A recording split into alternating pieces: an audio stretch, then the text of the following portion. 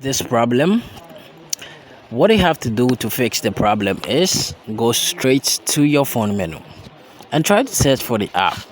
When you find the app, just use your finger to tap on it for some while. Now this is going to pop up. Tap on application details, and now we are at apps info or app info. Now tap on storage permission, sorry. After tapping on permission, tap on the storage and make sure it's allowed. So after doing this, what you have to do is to tap on force stop, then you tap on OK.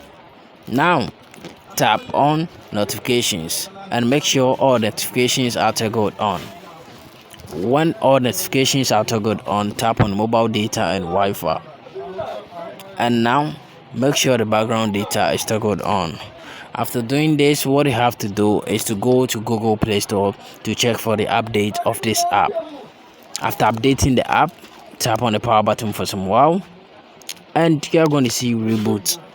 Just tap on the reboot or restart to reboot this device. This is how to fix this problem.